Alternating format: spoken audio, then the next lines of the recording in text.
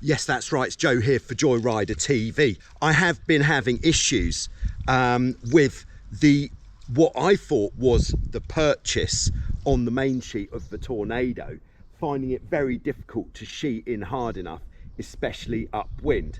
As you may have been aware, I'm a helmsman who likes to operate the main sheet myself.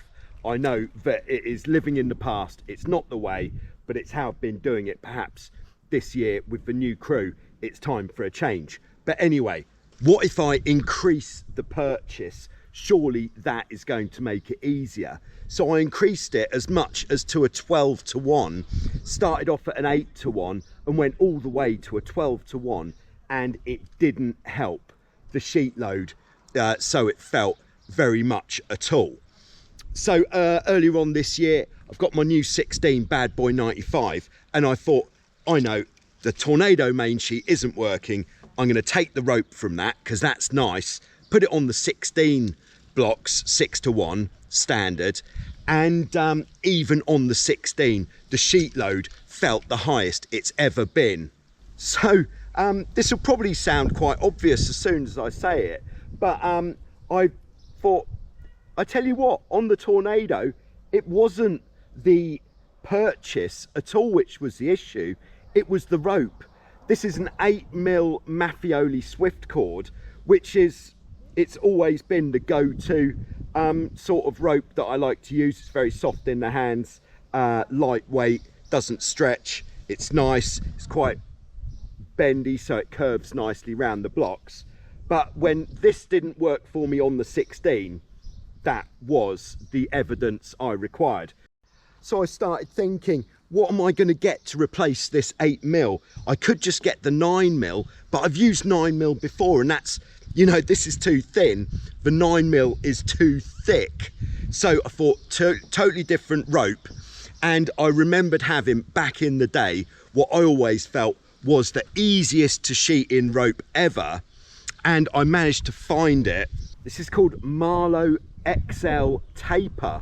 So it's actually designed for tapering, but what I really like is it's very flexible, and this kind of weave in it has got really good grip.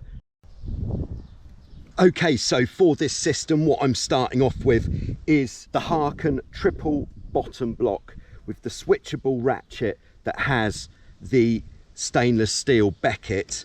We've then got a ball bearing block on there, one on the becket on the front, you can obviously see this, and a 4-way block on the top, which for this 9-to-1, you either need a becket on there. The becket is like the bracket that sits on the bottom of the block, or if not a becket, then the hole in the middle.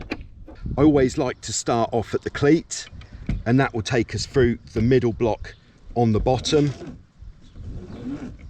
And on this one, the blocks are going to be oriented the same way.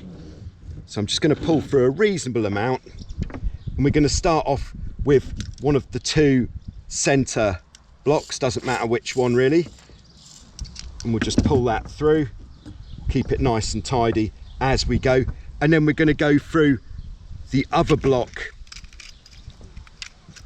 of the triple, following our nose, no twists, no kinks.